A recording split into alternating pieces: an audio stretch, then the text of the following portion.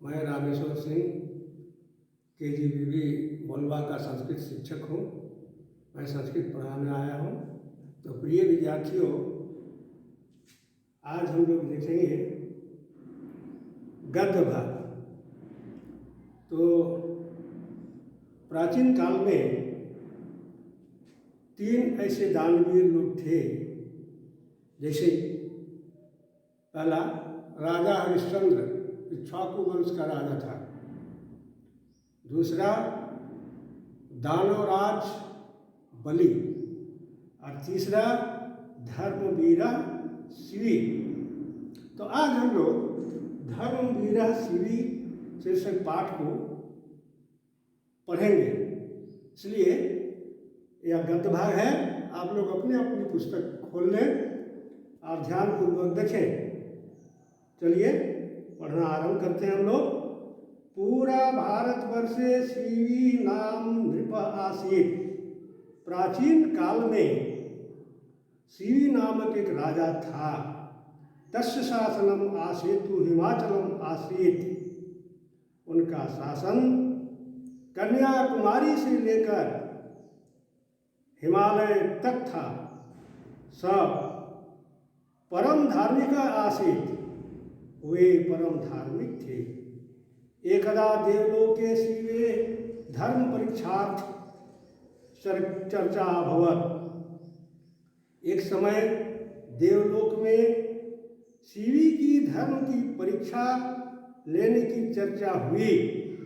महीतलम गत्वा तस्य साधुता त्यागः च परीक्षणीय अस्ति। पृथ्वी पर आकर के उसकी सज्जनता और उसकी त्याग की परीक्षा है। अग्निदेव कपोत रूप इंद्रश्च स्वेन रूप अभवताम। अग्नि देवता ने कबूतर का रूप धारण कर लिया और इंद्र बाज पक्षी का रूप। अथ कपोतः राजसिंहासनस्थ शिवे चरणयों अपतत्।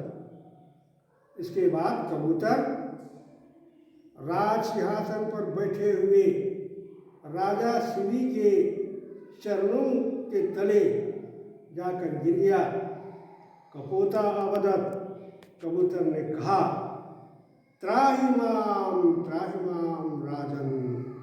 हे राजन, बचाइए बचाइए। अयं सेनः माम भक्षितुम इच्छति। यह बाज पक्षी मुझे खाना चाहता है। माम रक्षतु अहम शरणागतः अस्मि। मेरी रक्षा कीजिए, मैं आपके शरणागत हूँ। नृपातं कपोतं सस्नेहं गृहीत्वा भयरहितं कृतवान। राजा उस कबूतर को स्नेहपूर्वक लेकर उससे भय से रहित किया। तदेव सेन अपि नृप उपगम्य प्रवाच। तब बाज पक्षी भी राजा के समीप जाकर कहा, हे राजन, अयं कपोता मम भक्षय एनम परित्यज्य। यह कबूतर मेरा भोजन है, इसलिए इसे आप छोड़ दें। शिवी, भो सेन, हे बाज पक्षी, त्वम एनम मा मारय। तुम इससे मत मारो। जीव हिंसा न करनिया। जीव हिंसा नहीं करना चाहिए। सेना, एवं नास्ति, ऐसा नहीं है। अयं मम भोजनम, या मेरा भोजन है। त्वं तो धर्मवीरसि, तुम तो धर्मवीर हो।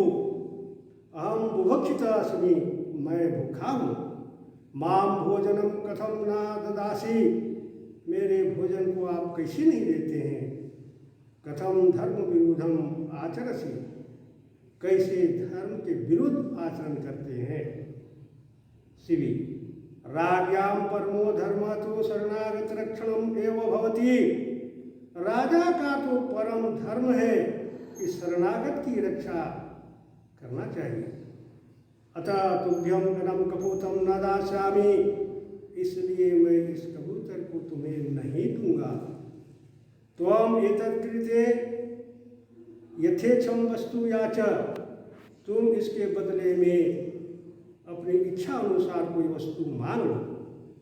सेन न राजन अद्य तु अयमेव मत्कृते ईश्वरो उपहार, परंतु यदि त्वम इच्छसि तर्हि स्वदेहात् कपूतस्य संभारम मांसम मह्यम देहि। आज तो मेरे लिए ईश्वर ने आहार भेज दिया है, परंतु यदि तुम चाहते हो तो मेरे शरीर के वजन के बराबर, अर्थात इस कबूतर के भार के बराबर मांस चाहिए, मुझे मांस दीजिए। श्री इदम तो उचितम अस्ति, यतोहि यह तो उचित है। वैसे ही धनानि जीवितं च प्राज्ञा उत्सृजे सन्निमीते वरम त्यागो विनाशे नियति सति। बुद्धिमान लोग धन और जीवन को दूसरों के लिए उत्सर्ग कर देते हैं, क्योंकि विनाश काल में उपस्थित होने पर सब कुछ त्याग देना ही श्रेयस्कर होता है।